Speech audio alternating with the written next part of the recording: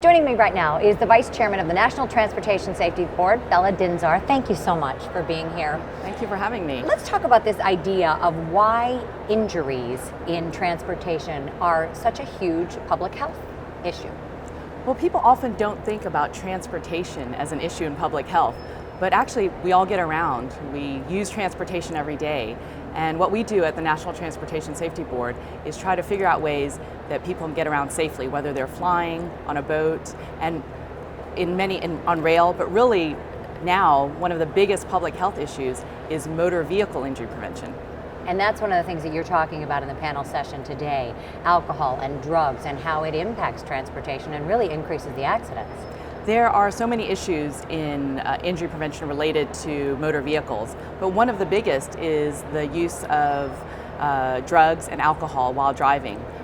Alcohol alone, that's responsible for 10,000 deaths a year. That's 1/3 of the 30,000 plus people who die on the roads.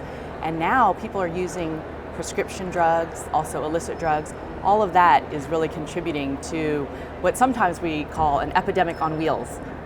One of the things that you often see in the signs on the highway are, put down the electronic devices, because that really has become a huge issue with regard to accidents as well. That's right. So distraction is a huge issue. That's actually on our NTSB most wanted list. We have a list of things, and impairment is also one of them. But we're increasingly in a more technological society. We use technology for everything, which is wonderful. And there are many things that it'll help us stay safer with. But sometimes we don't acknowledge the fact that it's very distracting, that we should be focused on the task of driving or operating if we're a pilot or a train. So really focusing on the task at hand. And that's why we've made it one of our most wanted lists of things that we need to focus on for transportation safety.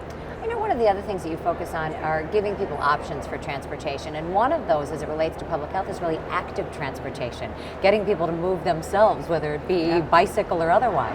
Yeah, and I think we all want to move around in ways that we want to. So we want to have that freedom. We want to be able to walk or bike or take public transportation or drive to get around and take our children to school and go to places. So what we do is we try to make those options as safe as possible.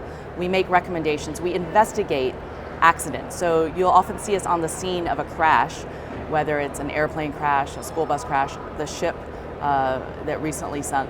And we're trying just to recommend so that people will implement ways to make those modes of transportation safer.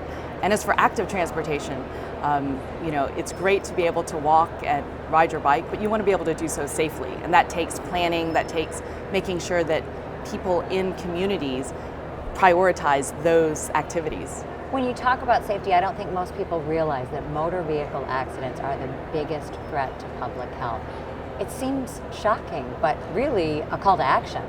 It is. I always think of it as one of the unknown, hidden epidemics in public health. We are losing more than 30,000 people a year in the United States alone, and over 1.2 million people in the world. So that's a huge number of lives lost, and not to mention the injuries, the long-term impact of a serious debilitating injury. So motor vehicle crashes and the prevention of them, I think, should be a public health priority for everyone. Exactly, and I think it's partly a matter of getting the word out and helping people realize that that's the case to try to affect some change. And there's so many ways we can do that. That's the wonderful thing about the American Public Health Association, APHA. We are all different types of public health professionals, but we have one noble purpose, and that's to keep the public safe and healthy. And that's a great purpose. Dihn-Zarr, thank you so much. Thank you.